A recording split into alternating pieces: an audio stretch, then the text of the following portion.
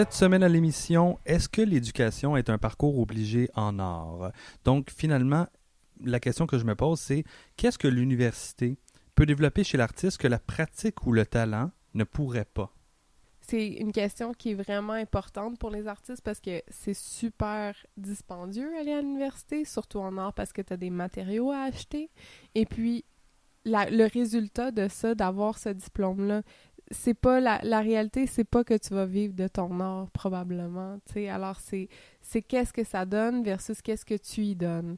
Puis c'est là que est-ce que l'école de la vie fait en sorte que tu peux comme découvrir autant puis autant apprendre puis réussir mieux ou de la même façon.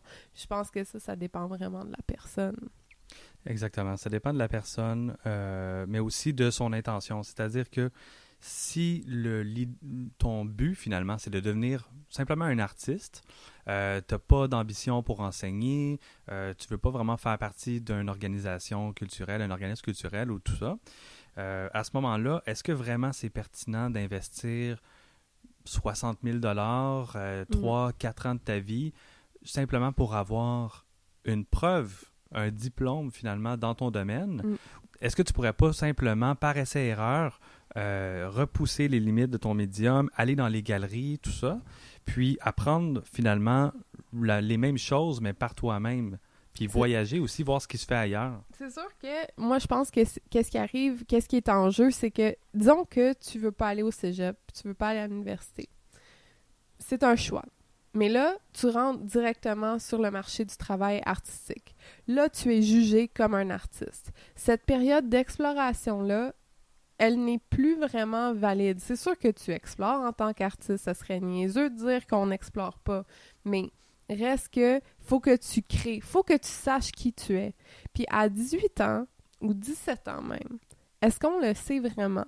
Puis là, de te faire critiquer en plus de ça, comme de manière très sévère à propos de ton art, est-ce que tu as la maturité pour prendre ça, puis juste faire « OK, c'est correct, je recommence ». Tu sais, c'est là que l'université rentre en compte, puis c'est comme t'apprends, t'es en train de bâtir un peu ce momentum, puis cette façon de travailler. Une puis méthode de travail, ouais, une structure que tu n'aurais peut-être pas de manière intrinsèque, naturelle. Ouais. Aussi, une autre chose que moi, personnellement, m'a vraiment aidé d'aller à l'université, c'est premièrement, justement, pour les contacts, pour l'infrastructure, les ressources à portée de main, discuter avec les élèves et avec les profs aussi de ta pratique, finalement, puis de repousser les limites, chose que quand tu es toute seule dans ton atelier, c'est très difficile d'avoir du recul, puis d'avoir aussi du feedback, parce que, justement, il n'y a personne pour critiquer ce que tu fais, sauf si justement tu appliques pour des galeries, tu appliques pour des bourses, des choses comme ça. Ce qui fait que le processus est peut-être accéléré si tu passes par le milieu académique, chose que ça risque de prendre beaucoup plus de temps si tu le fais par toi-même. Oui, puis c'est surtout comme les matériaux, là, comme tu as dit. Là, rendu à l'université, tu as la chance de travailler avec des matériaux que tu vas peut-être jamais travailler encore, mais grâce à ces connaissances-là, tu vas être capable de réutiliser des matériaux que tu vas trouver et explorer dans ta pratique. Tu sais, c'est juste des connaissances en plus que, honnêtement, ça serait difficile de essayer tout comme de par toi-même.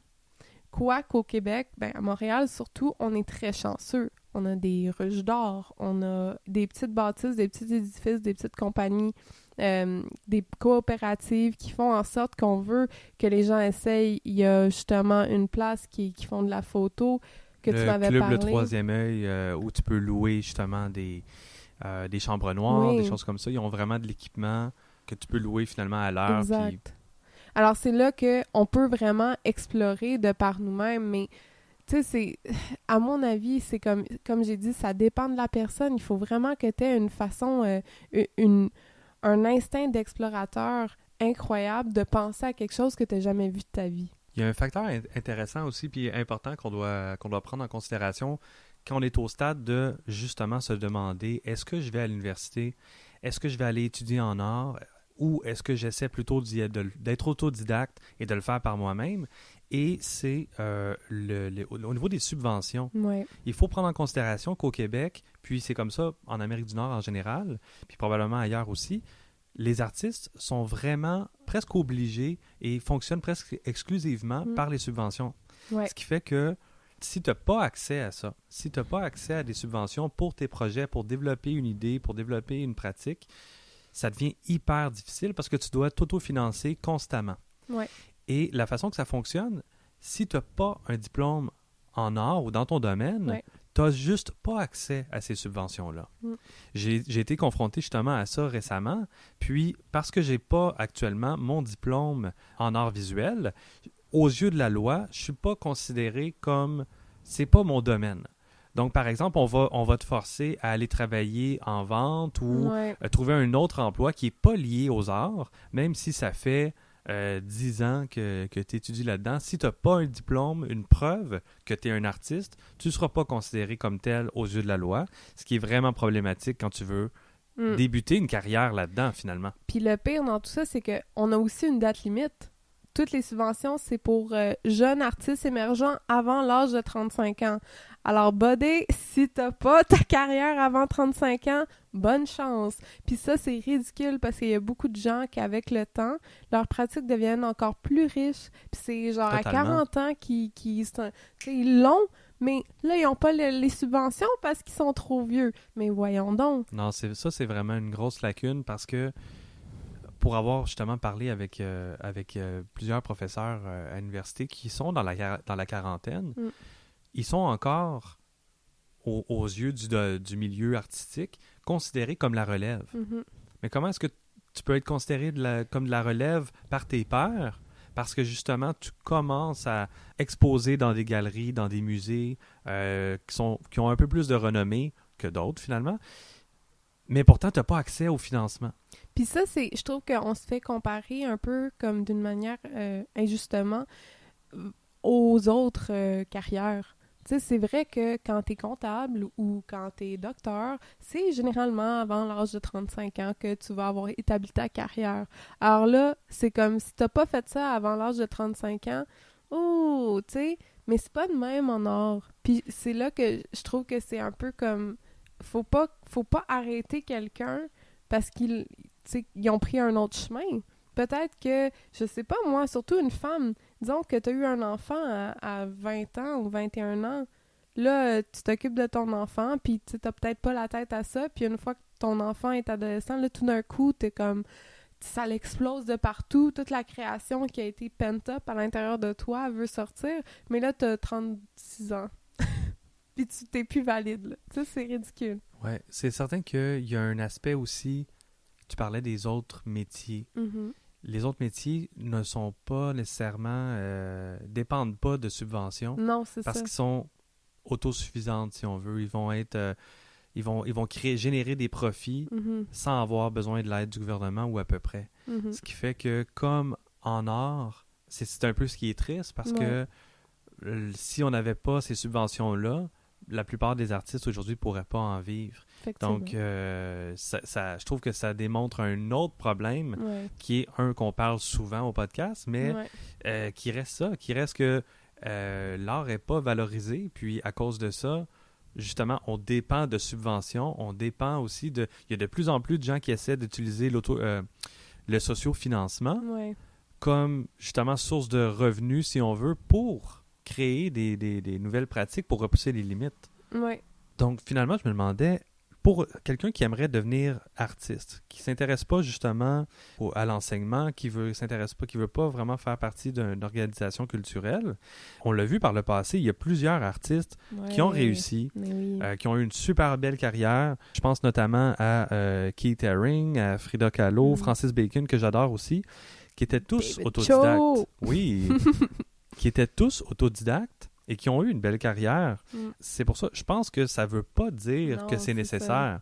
Mais par contre, comme on en a parlé, c'est certain que c'est un gros coup de pouce en bout de ligne pour te structurer, pour avoir droit à des subventions, pour aussi avoir une vue d'ensemble de l'art qui s'en vient.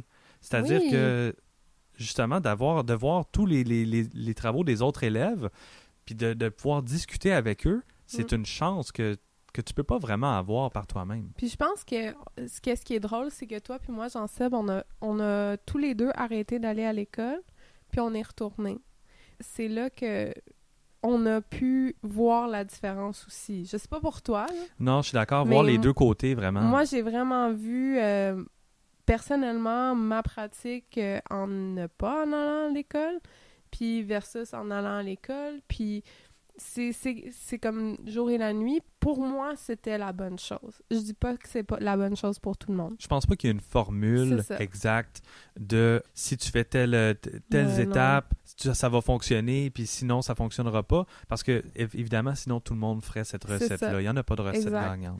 Mais comme définitivement, aussi, avoir été un petit peu plus âgée, puis rentrer à l'université âgée, on s'entend, je suis pas si vieille que ça. Mais reste que je suis retournée à l'école, à l'université à 23 ans, 24 ans, je sais plus. Je pense que j'avais 24 ans. Puis après avoir fait plein d'autres choses aussi. Oui, j'ai quand même fait beaucoup d'affaires, effectivement, dans la vente. Puis j'ai essayé plein de trucs. J'ai été massothérapeute, j'ai essayé d'être hôtesse de l'air, j'ai touché quasiment à tout. J'ai été consultante en perte de poids. Puis j'ai excellé dans tout. J'étais très bonne dans tout ce que je faisais. Mais le problème, c'est que j'aimais vraiment pas assez ça, puis qu'à la fin de la journée, j'étais comme, mais c'était de l'art que je voulais faire. Puis c'est là que j'étais retournée à l'école, puis c'était comme, là, j'étais sûre que je voulais retourner à l'école. Reste que j'ai gradué à ce moment-là, à 28 ans. Tu sais, ce time frame-là là, qu'on a parlé de ce 35 ans, je l'ai senti, là. Là, j'ai pas fini à 23 ans à mon université, je l'ai fini à 28. Alors là, c'est comme, OK, là, c'est là qu'il faut que je fasse de quoi, parce que j'ai juste comme 7 ans pour réussir, en guillemets. Tu sais, c'est pas vraiment réussir, là, mais réussir aux yeux du gouvernement. Du moins, d'utiliser les ressources qui sont accessibles, là, de vraiment peut-être appliquer pour des bourses, des choses comme ça. Exactement. Alors là, ce stress-là, je l'ai vraiment senti. Puis je veux dire, si je serais pas retournée à l'école, j'aurais définitivement pas été aussi bonne que je suis en ce moment. Tu sens que ça t'a vraiment apporté quelque chose que tu n'aurais pas pu trouver par toi-même. Ah ouais, définitivement. Je veux dire, ce talent naturel, là, OK, oui, je l'avais, mais si tu as un talent puis que tu vas pas essayer de le pousser, j'étais tellement occupée en essayant de trouver qu'est-ce qu'il fallait que je fasse de ma vie, j'étais pas en train de pratiquer mon art. J'étais en train d'essayer de trouver une façon de vivre. Puis c'est là que, genre, ça a stagné. Alors, en retournant à l'école, j'ai été capable de continuer à développer ça puis de pousser les limites. Puis on te force aussi à essayer, à te sortir de ta zone de confort, ce qui est vraiment difficile quand tu es laissé à toi-même. D'essayer différents médiums, de vraiment essayer différents matériaux. On va te proposer des lectures, on va te proposer différentes choses, une palette de possibilités. Puis finalement, même si de prime abord, ça se peut que ça t'intéresse pas parce que tu te dis non, moi, ça, je le sais que j'aimerais pas ça. Puis là, finalement, ça reste, il y a quelque chose qui va rester avec toi, que tu vas accrocher, puis que ça va influencer ta pratique ultimement. Puis je pense qu'il faut pas rentrer dans n'importe quoi, serait-ce qu'à l'université. Je te dirais dans n'importe quel projet artistique. Alors moi, j'appelle ça un peu un projet d'aller à l'école. De rentrer à l'école en bac, en maîtrise ou en doctorat, mais doctorat peut-être moins, là, mais en bac puis en maîtrise, c'est comme, tu rentres avec une idée, mais il faut que tu sois flexible, là. Ça se peut que tu rentres en bac en peinture, puis là, tu réalises, fuck ça, non, moi, je vais être en printmaking. Mais tout ce que tu as appris en peinture, ça va être valide pour printmaking. Puis c'est là, cette flexibilité-là, puis cette exploration-là devient super importante, puis il faut pas s'arrêter, il faut pas dire, non, je suis rentrée pour ça et juste ça, tu sais. Non, exact. Puis aussi, c'est ça qui va te définir ultimement. C'est toutes ces petites expériences-là que tu vas prendre à gauche, à droite, qui, en bout de ligne, vont faire la différence, puis qui vont faire que, ça, c'est vraiment la vision de Diane Rowe, c'est vraiment la vision de tel artiste. C'est ça qui va te démarquer, finalement. Oui, vraiment. Il y a une chose qu'il faut faire attention, puis que je vois souvent à l'université, c'est des étudiants qui essaient à tout prix de plaire aux professeurs, simplement pour avoir la meilleure note possible. Puis je les comprends parce que la structure, le système éducatif est fait en sorte que c'est basé sur la performance, tu es noté sur ton travail. Il y a vraiment une gradation. Là, tu sais, c'est pas juste je passe ou je passe pas. Puis justement, tu vas avoir une note globale qui va avoir une influence sur est-ce que je peux avoir une bourse, est-ce que je peux accéder à la maîtrise dans mon domaine, des choses comme ça, qui fait en sorte qu'il y a beaucoup d'étudiants qui essaient à tout prix de tout faire, qui vont créer leur art en fonction du prof. Ce qui finalement fait aucun sens parce que tu es censé être là pour essayer des nouvelles choses, pour repousser tes propres limites. Alors si tu passes 3-4 ans à plaire à quelqu'un, mais tu vas avoir sorti avec 60 000 $ de dette et 0 d'apprentissage. Exact. C'est vraiment important de ne pas tomber dans ce piège-là que je comprends en bout de ligne. Mais tu sais, c'est ça que moi j'ai remarqué puis que j'ai appris par après, parce qu'au début de mon bac, c'est ce que j'essayais de faire. J'essayais de comprendre comment avoir des bonnes notes pour être capable d'accéder à justement une spécialisation ou la maîtrise, whatever. Puis j'ai compris par après que la raison que j'avais des bonnes notes, c'était aussi parce que j'étais travaillante. Puis c'est là que les profs, même s'ils sont pas d'accord avec ce que tu fais, s'ils voient que tu travailles, que tu explores, que tu restes pas à juste faire la même chose tout le temps, si tu explores différentes choses, tu vas apprendre, tu vas te planter. Puis c'est ça qu'ils veulent voir. C'est sûr que oui, ils vont se baser sur finalement qu'est-ce que tu as créé à la fin, est-ce que c'est bon, est-ce que c'est pas bon, mais c'est très difficile de ne pas réussir si tu explores, puis que tu te plantes. Puis si tu t'explores puis que tu te plantes, ton prof va aimer ça, puis je te garantis que tu vas avoir une bonne note. Si c'est pas le cas, il faut pas que tu t'en veuilles non plus parce que j'en ai vu dans le passé. Ça m'est arrivé une fois où j'étais dans une situation comme ça, où mon projet avait vraiment créé une discussion au sein du groupe. On en avait parlé de long en large. C'était hyper pertinent. Il y a même des élèves qui me disaient « Merci d'avoir parlé de ça. Ça m'a vraiment fait du bien parce que c'était comme un sujet tabou finalement dans le milieu de la photo. » Et pourtant, j'avais eu une très mauvaise note. Puis en plus, la prof me l'avait dit. Elle dit « C'est dommage parce que si tu m'avais donné ce que moi je voulais que tu fasses, parce qu'en fait, exemple, elle voulait que je fasse des paysages parce que c'est ce que je faisais d'habitude, puis elle trouvait ça vraiment très beau, puis elle dit « C'est dommage, si tu m'avais fait des paysages, je t'aurais donné un A+. » Ah, ridicule. Même sur le coup, je trouvais ça idiot, mais avec du recul, moi, je suis fier de ce que ça a donné parce que j'ai créé une discussion, j'ai créé un engouement dans la classe. Puis, ultimement, c'est ça, selon moi, le rôle de l'artiste. Donc, qu'elle n'ait pas vu la démarche derrière... C'est son loss. C'est dommage, mais moi, j'ai fait mon travail, puis je suis bien à l'aise avec ça. Oui, puis je pense que t'as définitivement raison. Faut pas laisser des gens nous décourager non plus. Ce que j'essayais d'expliquer, c'est plus comme une règle générale. Là. Je pense que, honnêtement, les profs, quand ils voient que tu t'explores, puis que tu fais de ton mieux, puis que tu arrives à temps en classe, ça, c'est des niaiseries, là, mais ils apprécient, là, puis... Si tu fais pas ça, puis que t'es toujours... tu fais le strict minimum, puis que t'es toujours un peu comme lazy, puis tu explores pas au-delà de ce que tu fais, ben, tu vas rien avoir, là. Ils vont pas l'apprécier. Généralement. Mais écoute, il y a toujours des exceptions aux règles, là.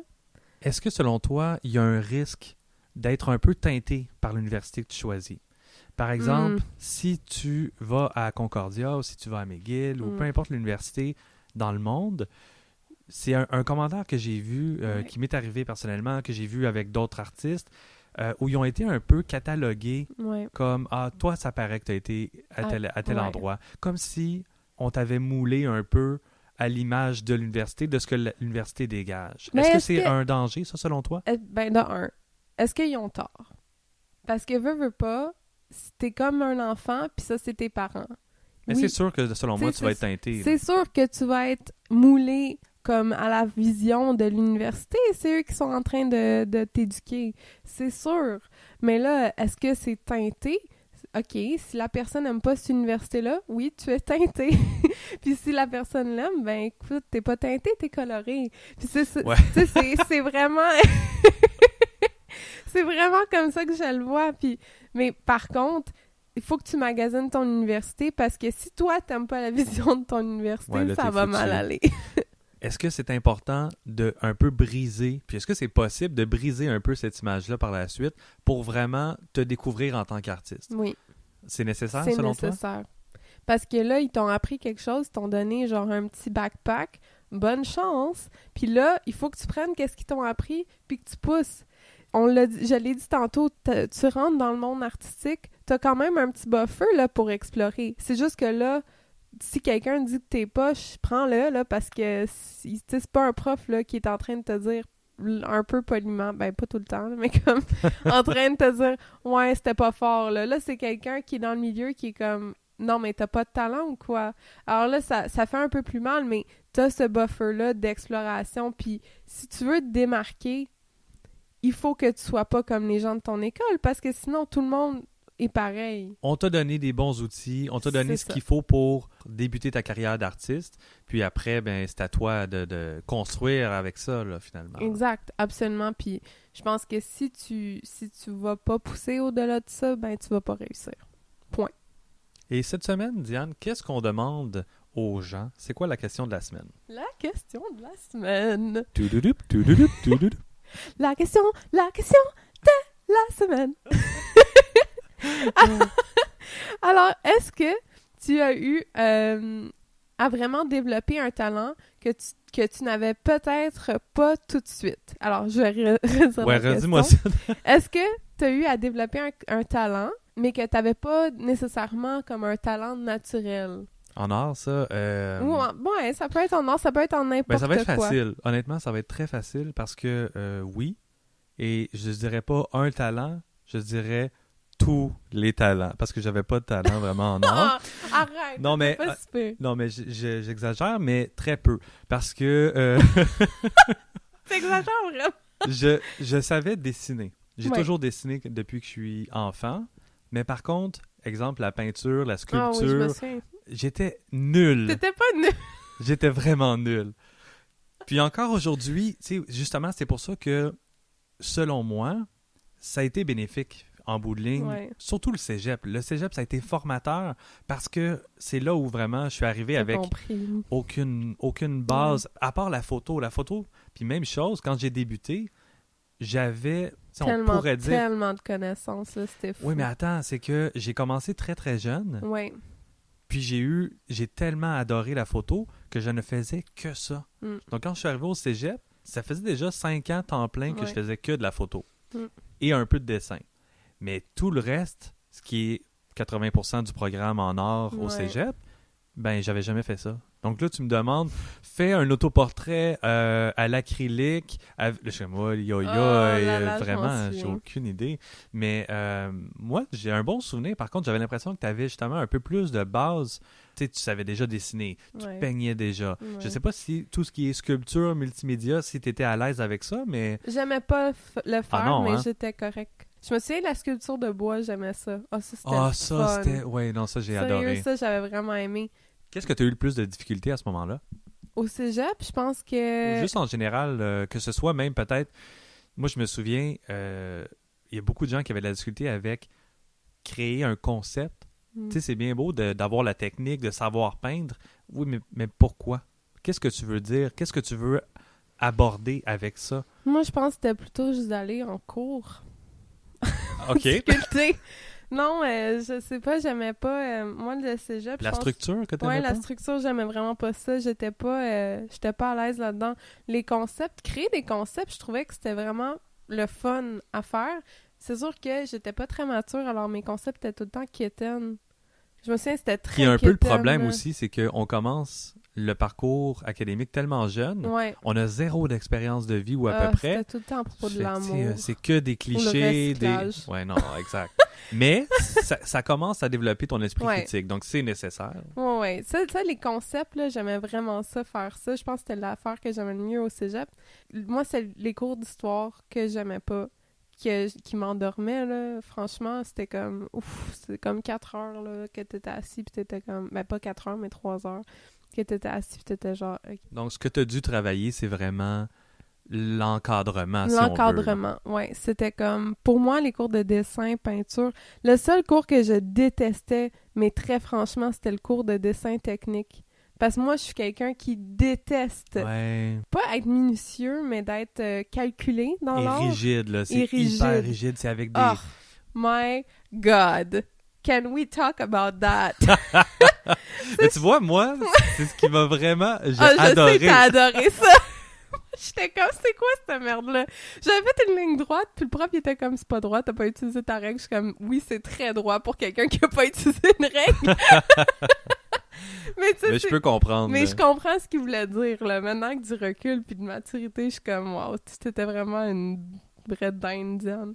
Mais moi, j'ai 2 questions cette semaine. Est-ce qu'il y a déjà eu un talent chez quelqu'un dans n'importe quel domaine que t'as apprécié, mais que t'as juste pas la passion puis le temps de développer? Disons que tu voulais toujours être gymnaste, mais t'as juste jamais eu le temps ou vraiment assez d'intérêt à devenir gymnaste, mais c'était un talent que t'apprécies, alors...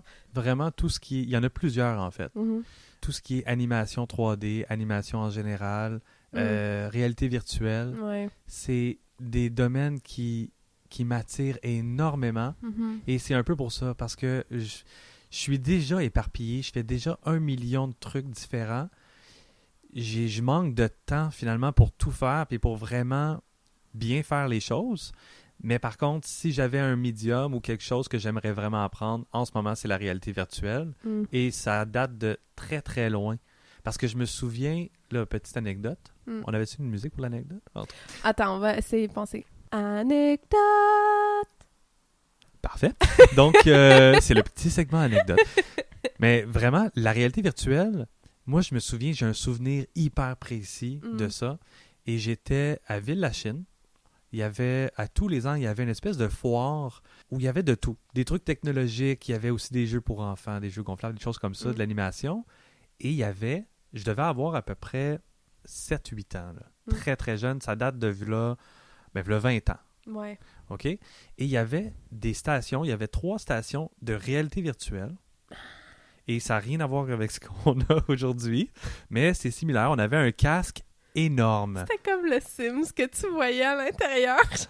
Honnêtement, sûrement non. Ah non? Ah non, c'était mieux que ça? Ben, c'est dans mon souvenir d'enfant, puis là, ça fait 20 ans, donc c'est probablement vraiment altéré, là.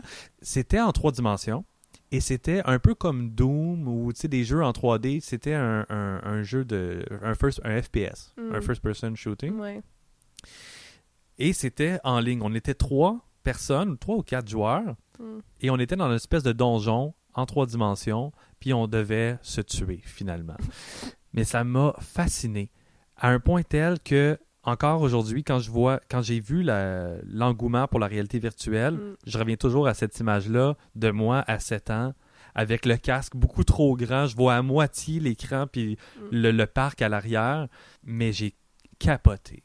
Ça a été vraiment une révélation pour moi, puis c'est pour ça que encore aujourd'hui, c'est quelque chose que je veux apprendre. Je le sais que je vais le faire. Je vais probablement jamais travailler là-dedans ou m'en servir, mais je veux faire ça. Ouais, c'est un rêve, là. Je te dirais que moi c'est un peu ça. Moi, c'est plus comme la programmation artistique. Alors oui, ça vient à ça, là. C'est de vraiment... tu sais, tout ce qui est vidéo de formes en train de bouger, mais c'est des formes que t'as créées basées sur des codes, c'est du codage. Ouais. Mais, tu sais, moi, j'ai vraiment aucun intérêt à ça, mais je trouve ça tellement cool, puis je sais que éventuellement, je vais devoir l'étudier parce que je veux l'utiliser dans mes œuvres. Je veux utiliser, justement, la réalité virtuelle dans mon art, alors... À moins que je me mette en partenariat avec quelqu'un. Il y a beaucoup d'artistes qui font ça aussi. Oui, tu peux avoir ton idée. Je veux savoir quoi faire aussi. Ouais, tu veux pouvoir le faire toi-même. Je veux pouvoir le faire moi-même. Puis je pense que aussi tout ce qui est comme cinéma puis tout ça j'adore ça, là. J'aurais aimé... T'es passionné. J'ai l'impression qu'il y a tellement de choses que t'aimerais faire, mais là, tu peux pas tout faire, malheureusement. Tout faire, là, mais comme ça, c'est les 2 affaires, honnêtement, que je l'ai souvent dit, si j'avais pas été en art, j'aurais été en cinéma. Je savais pas ça. Ouais. Ah ouais? Ouais. Si j'avais pas été en art, j'aurais sûrement étudié le cinéma, parce que j'aime tellement le pop culture puis tout ça, puis juste filmer, j'adore filmer des affaires. Puis de travailler en équipe, ça t'aurait pas dérangé parce qu'il y a quand même 2 extrêmes. Tu parles de travailler toute seule dans ton atelier. C'est ça qui aurait été le problème. Ah ouais, c'est ça. C'est la raison pourquoi tu as choisi peinture. Exactement. Donc la question de la semaine. Est-ce qu'il y a eu un talent que vous aviez eu à développer en art ou dans votre domaine que vous aviez pas nécessairement au début mais que vous aviez développé par après? Et puis, est-ce qu'il y a un talent que vous aimeriez acquérir, mais vous avez juste pas le temps. Où est-ce qu'on peut te suivre, Diane? Alors, on peut me suivre sur Instagram à @dianeroux et puis sur mon site web à dianeroux.net. Vous pouvez me suivre sur JS Scraire sur Instagram, jscraire.com pour mon site personnel et comme toujours, héliographe.com pour découvrir des talents en photo au Canada.